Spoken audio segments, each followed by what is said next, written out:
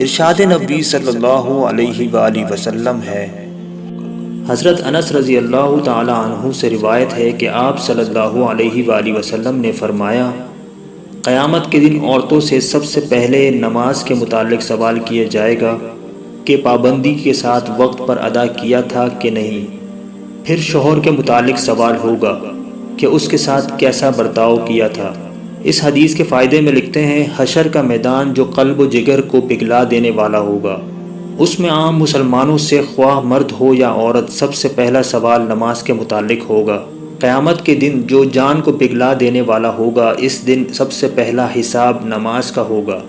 حضرت انس رضی اللہ تعالی عنہ سے مروی ہے کہ آپ صلی اللہ علیہ وآلہ وسلم نے فرمایا، قیامت میں سب سے پہلے نماز کا حساب ہوگا، اگر یہ صحیح نکلا تو دوسرے اعمال بھی صحیح نکلیں گے، اگر اس میں گڑبڑ ہوئی تو دوسرے اعمال میں بھی گڑبڑ ہی ہوگی۔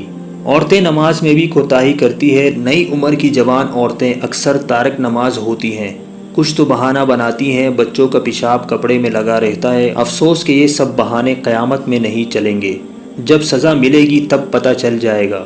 اس لیے عورتوں کو چاہیے کہ نماز کی پابندی کریں۔ گھر کی بڑی عورتوں کو چاہیے کہ چھوٹی عمر ہی سے پابند صلاۃ بنائیں۔ شروع عمر کی عادت اور پابندی کا اثر پوری عمر باقی رہتا ہے۔